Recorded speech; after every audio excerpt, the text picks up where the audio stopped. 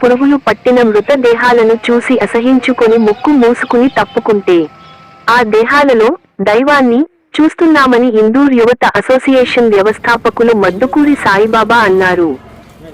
చచ్చిపోతున్న మానవత్వానికి ప్రతిరోజూ ఊపిరి పోస్తున్నామని ఆయన తెలిపారు. అనాథ ప్రేత సంస్కరేణ కోటి పుణ్య ఫలం అని. అనాథల ఆత్మలకు సద్గతి కలిగేలా అస్థికలను కాశీలో కలిపి శాస్త్రోక్తంగా సామూహిక పిండ ప్రదానం చేశారు.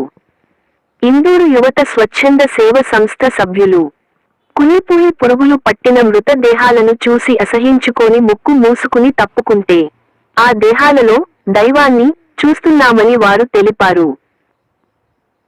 ఎవరూ లేని అనాథ శవాలకు ఆత్మబంధువై పాడెకట్టి కన్న బిడ్డలు కూడా వెనుకడుగు వేసే చోట మేము భుజంపై పాడెను మోస్తూ కుండ పట్టుకుని తలకొరివి పెట్టి పిండ ప్రదానం నుంచి తలనీలాల వరకు ఒక కన్నబిడ్డగా చేయాల్సిన ప్రతి బాధ్యతను పూర్తి చేస్తున్నామని వారు తెలిపారు. ఇప్పటివరకు 168 అనాథలకు అంతిమ సంస్కారాలు పూర్తి చేయడం జరిగిందని అన్నారు. ఎంతో మంది ఆత్మలకు ప్రసాదించిన ఈ మోక్షం మానవత్వానికి నిలువెత్తు సాక్ష్యమని తెలిపారు. కేవలం సేవ కాదు, చచ్చిపోతున్న మానవత్వానికి ప్రతిరోజూ ఊపిరి పోస్తున్నామన్నారు. కాశీలోని మణికర్ణిక ఘాట్ వద్ద అనాథ శవాలకు అంత్యక్రియలను చేసిన అస్థికలను గంగా నదిలో కలిపి శాస్త్రోక్తంగా పిండ ప్రదానం చేసి వారి పవిత్ర ఆత్మలకు శాంతి చేకూరేలా ఈ పుణ్య కార్యక్రమం ఇందూరు యువత స్వచ్ఛంద సేవ సంస్థ నిర్వహించడం జరిగిందన్నారు.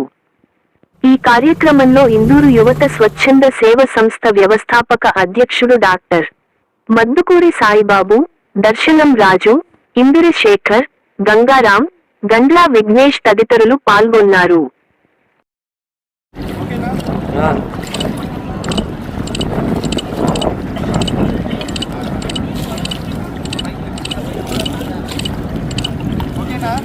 Okay right.